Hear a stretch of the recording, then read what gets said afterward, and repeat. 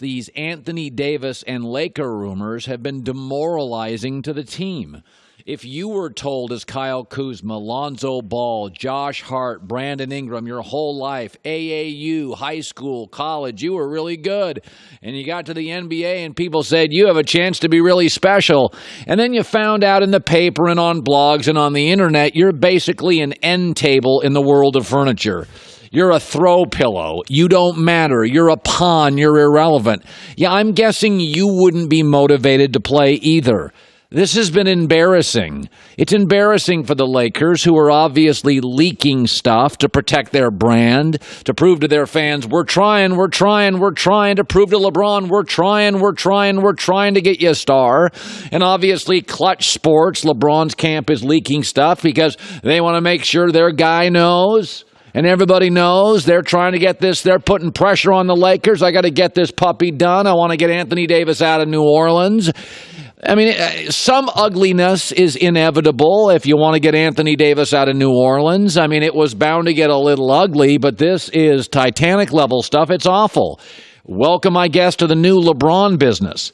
There's literally competing factions within the Lakers now. There are pictures on the internet. People at the game last night taking a picture of the Laker bench. LeBron to the corner, other players over here.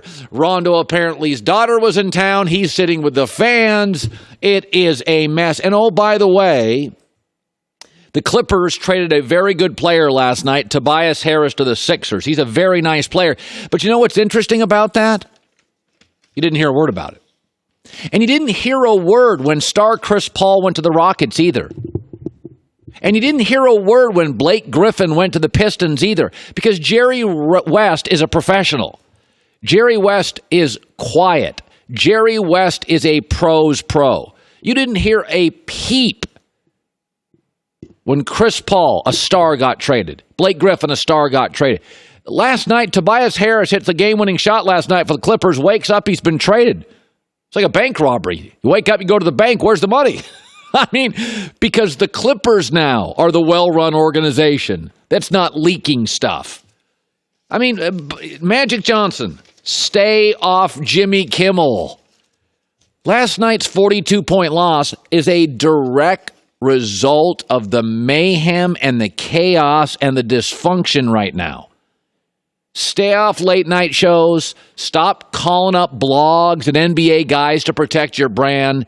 For the record, when the New England Patriots acquired Randy Moss, nobody knew it the second until it happened. When the New England Patriots traded Jimmy Garoppolo, we were all shocked. There was no tip-off to the media. Okay? The reality is it doesn't matter if it's the White House or an NBA team.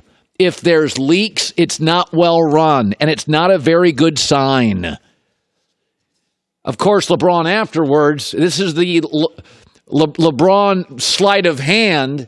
LeBron saying, hey, I know it's tough on a lot of our guys, especially our young guys. They're hearing it every single day. You know, you got to stay off social media. You know, young guys love social media, so they got to stay off social media. LeBron acting as if, yes, I mean, I have no part of this. I'm just watching this unfold. I have nothing to do with this, of course. And like LeBron's not on social media all day as well. Keep your business private. Don't go on late-night talk shows. Don't leak stuff. Don't try to protect your brand. You know what your brand is, Lakers? Really ugly the last several years and really bad if you don't land Anthony Davis. And for the next 3 months, you're going to have Luke Walton trying to coach a team where every single player believes that LeBron James and his guys see them as just pawns. Luke Walton's done if this thing doesn't get made. LeBron's going to be unhappy. Young players are going to be disengaged. Now the Lakers are completely trapped. I mean, this is not how anybody does their business. I'm not saying Anthony Davis to the Lakers or trading a big star from a small market to L.A. is going to be perfect. I get it. You know, I get it. This had the potential because Anthony Davis is going to have to come out and say, I got to leave. Yeah, I want to go. I'm not saying it was going to be perfect harmony, but this thing's a mess. The Clippers, Chris Paul, Blake Griffin, Tobias Harris, Jerry West running the show. Not a peep. Previous White House to the one now. Not a peep. I can tell a well-run business by what gets out. Everything on this trade has gotten out. LeBron is distancing himself from it, which I understand he has to do, but nobody really buys that. What I have noticed here, and I'm just going to be as honest as I can, this will probably offend the LeBron camp, and they watch the show. Okay. There's two fractions working. There's the Laker fraction where they release a press release about LeBron's health, and then Rich Paul, part of Clutch Sports and LeBron's group, come out in hysterics. Nobody's going to tell us nothing about him, just totally overreacted. And similarly, in this situation, we got the Clutch Sports leaking stuff to build their brand. You got the Lakers leaking stuff to protect their brand. I feel like there's been two LeBrons. And by the way, everybody grows and evolves as human beings. We all grow.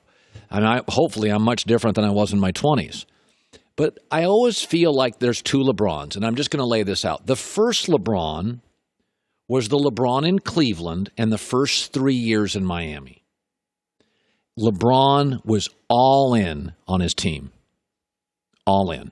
He was all in on Cleveland. He left, but he loved that city and he loved that team.